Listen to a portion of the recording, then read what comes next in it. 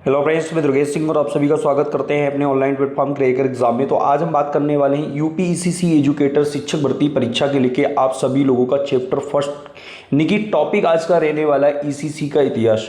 आप लोगों के लिए डेली थ्योरी क्लासेस जिसमें आप सभी लोगों के लिए हिंदी, रीजनिंग, जीएस के साथ में आप लोगों के लिए हमारी बाल देखभाल एवं शिक्षा की क्लासेस स्टार्ट हो रही है। ठीक है, आज की जो हमारी टॉपिक है जिसमें ईसीसी का इतिहास पे डिस्कस करेंगे और इससे संबंधित हम थ्योरी प्लस इससे संबंधित प्रश्न करने वाले हैं।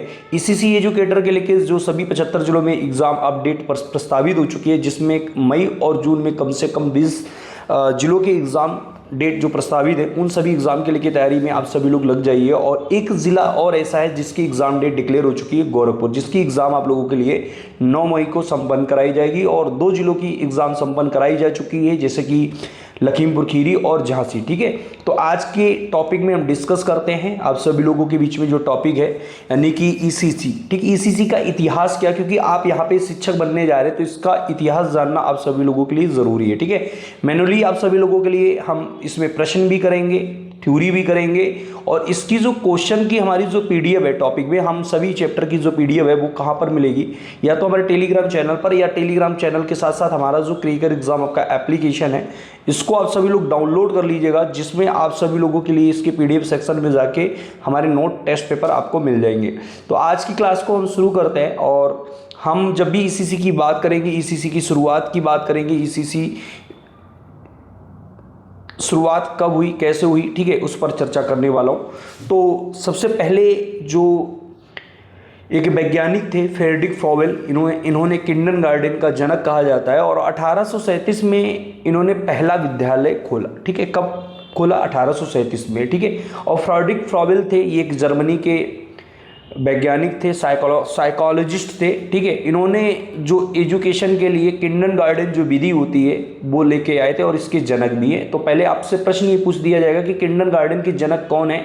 वो फ्रॉवेल है। या किंडरगार्टन की जो विधि के जो जनक है, ठीक है, वो कौन है? फ्रॉवेल। और 1837 में जर्मनी में पहला स्कूल ओपन हुआ है, ये आते आगे। ठीक है, दूसरा आ जाता है टॉपिक पर, हम आगे बढ़ते हैं। तो मारिया मंटेसरी, इन्होंने, ये इटली की रहने वाली थी। कासा दा वामनी इन्होंने की स्थापना की। साथ में इन्होंने ज्ञानेंद्रियों के, ठीक है, इन्होंने ज्ञानेंद्रियों पर प्रशिक्षण पर जोर दिया। तो सबसे पहला एक प्रश्न दिया जाता है कि ज्ञानेंद्रियों के प्रशिक्षण पर यानी कि सेंस ऑर्गन के अकॉर्डिंग किसने प्रशिक्षण किया है? तो मारिया मंटेसरी के हिसाब से। जैसे आप लोगों को सेंस ऑर्गन से, जब हम बच्चों को गणित पढ़ाने के प्रयास में रहेंगे तो हम उंगलियों का प्रयोग करेंगे। ठीक है, हम बच्चों को खेल विधि में हम उनको पढ़ा सकते हैं। ठीक है, तो कुल मिला के इन्होंने ज्ञानेंद्रिया यानी कि सेंस ऑर्गन के अकॉर्डिंग इन्होंने प्रशिक्षण दिया। और ये इसके जो जनक थी वो कौन थी? मारिया मंटेसरी। ठीक है, और ये इन्होंने कासादा बामनी की स्थापना भी की थी। प्रश्न आता भी है कि कासादा जो बामनी है उसकी स्थापना किसने की? वो मारिया मंटेसरी। ठीक है,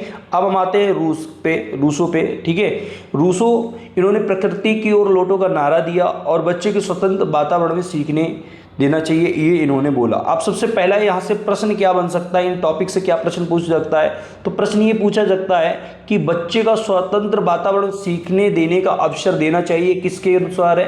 तो ये रूसियों के अनुसार। ठीक है, प्रकृति की ओर लौटो नारा किसने दिया है? ये रूसियों के अनुसार दिया गया। अब आ जाते हैं आप लोगों के बीच में जो भारत में, ठीक है, ईसीसी का डेवलपमेंट या ईसीसी जो विद्यालय है उनमें कैसे विकास हुआ, और ईसीसी जो एजुकेशन प्रणाली है यानी कि बाल वाटिका में इसको लागू की जाती है। इसमें हम आईसीडीएस पढ़ेंगे, एनईपी पढ़ेंगे, एनसीएफ पढ़ेंगे। ठीक है, इसमें हम बच्चे का जो पोषण होता है, ठीक है, उसके बारे में पढ़ेंगे, डेवलपमेंट के बारे में पढ़ेंगे। ठीक है, तो सारे टॉपिक पर हम डिस्कस करते चले जाएंगे और इनसे संबंधित जो हमारे प्रश्न हैं वो भी करेंगे। ठीक है, तो एक जीजूभाई बधेका थे, इनको मूछों वाली माम के नाम से जाना जाता था, और इनके बारे में जीजूभाई बधेका, ठीक है, रूसो, मारिया मंटेसरी, ठीक है, फ्रॉवेल, इनके सबके बारे में, वैज्ञानिकों के बारे में हम डिटेल्स में भी पढ़ेंगे। डिटेल्स में जो भी क्लासेस होंगी वो हमारी एप्लीकेशन पर होगी, और इसमें भी मैं आप लोगों को जो इंपॉर्टेंट है वो करा दे रहा हूँ, क्योंकि बहुत सारे जिलों में लेटेस्ट में एग्जाम लगे हुए हैं।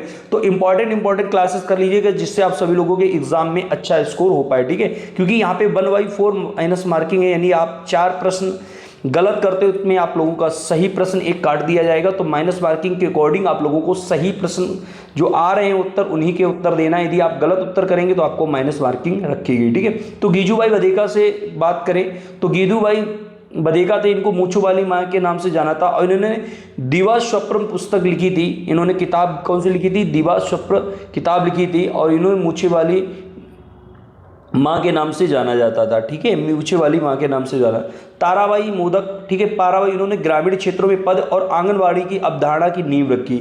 यदि पूछा जाए प्रश्न में कि जो आंगनबाड़ी है उसकी अवधारणा की नींव किसने रखी है, तो ताराबाई मोदक ने रखी है। ठीक है, आईसीडीएस 1975 में लागू हुई थी। ठीक है, जो कि 2 अक्टूबर 1975 में एकीकृत बाल विकास योजना की शुरुआत हुई थी। तो सबसे बड़ा प्रश्न पूछा जाता है कि आईसीडीएस कब शुरुआत की थी। आईसीडीएस एक टॉपिक है जो मैं आपको डिटेल्स में पढ़ाऊंगा, लेकिन इसकी जो शुरुआत हुई थी वो 2 अक्टूबर 1975 में हुई थी, जिसमें बाल विकास आंगनवाड़ी जो विद्यालय है उनको शुरुआत की गई थी। एनईपी 2020 के अकॉर्डिंग, जो कि नई शिक्षा नीति के अनुसार 3 से 8 वर्ष के बच्चों को फाउंडेशन स्टेज माना जाता है। तो यहाँ से प्रश्न आता है कि 3 से 8 वर्ष के जो बच्चे होते हैं उनको कौन सा स्टेज माना जाता है, तो उनको फाउंडेशन स्टेज माना जाता है। ठीक है, अब इससे संबंधित हम करने वाले हैं महत्वपूर्ण प्रश्न।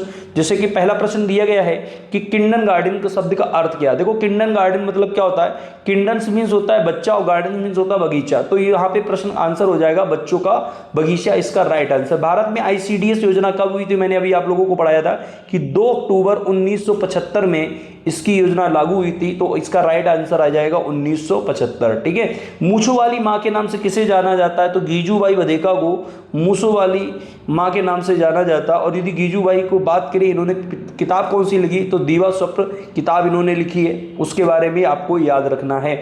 मॉन्टेसरी विधि रूप में किस बल पर दिया जा रहा था? मारिया मॉन्टेसरी विधि यदि पूछे जाए तो मुख्य रूप से किस बल पर बल दिया जाता है? तो यहाँ पे इंद्रिय प्रशिक्षण पर बल के माध्यम से दिया जाता है। ठीक है, एनईपी 2020 के अनुसार प्री स्कूल के 3 साल और कक्षा 1-2 को क्या कहा जाता है? तो भैया यहाँ पे 3 से 8 वर्ष के बच्चे होते हैं, और 3 से 8 वर्ष के जो बच्चे होते हैं उनको कौन सी एजुकेशन दी जाती है?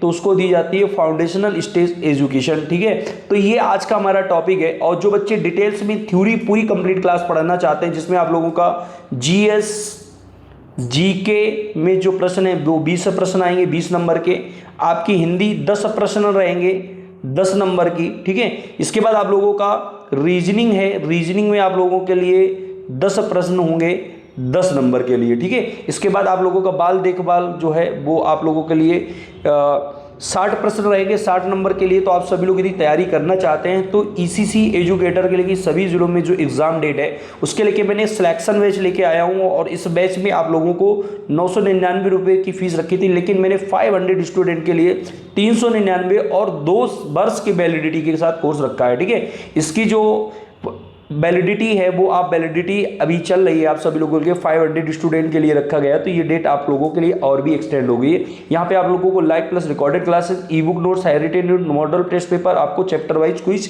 कराई जाएगी। इसके लिए कि आप कैसे बैच ज्वाइन कर सकते हैं, तो आप सभी लोग सबसे पहले क्रैकर एग्जाम आपका प्ले स्टोर पर ऐप डाउनलोड कर लीजिएगा। इस पर जाके आप लोग रजिस्ट्रेशन करने के बाद आप ऐप को इंस्टॉल कर लेंगे। इंस्टॉल करने के बाद आप पेड कोर्स में जाके आप सभी लोग इस कोर्स को इनरोल कर सकते हैं। ठीक है, या आप सभी लोग जो हमारी पढ़ाई जा रही क्लास के लेके आप सभी लोगों के लिए डेली पीडीएफ बाईटी सेशन, डिस्कशन, डाउट सॉल्विंग है, डायरेक्ट इंटरेक्शन विद मी, आप कोई हमसे जुड़ सकते हैं। और जो हमारी यूट्यूब पे लाइव क्लासेस है वो आप लोगों के लिए रात 9 बजे से आप लोगों के लिए संडे से स्टार्ट की जाएंगी, क्योंकि अभी मैं 2 दिन से थोड़ा बाहर हूँ, तो आप लोगों के लिए संडे से आप लोगों के रात के 9 बजे हम 30 प्रश्नों के साथ आप लोगों के लिए विद व्याख्या के साथ डिस्कस करेंगे, और आप सभी लोग इस क्लास को जरूर ज्वाइन करें। ठीक है, जो कि फ्री रहने वाली है। और जो यदि बच्चे थ्योरी पढ़ना चाहते हैं, क्योंकि आप लोगों के लिए थ्योरी पढ़ना जरूरी है, क्योंकि यहाँ पे माइनस मार्किंग है, तो आप लोग पूरा बैच में कोर्स कंप्लीट कोर्स पढ़ना चाहते हैं, तो इसके लिए आपको मेरे क्रैकर एग्जाम का ऐप को डाउनलोड करने के बाद सिलेक्शन बैच को आप परचेज कर लेंगे,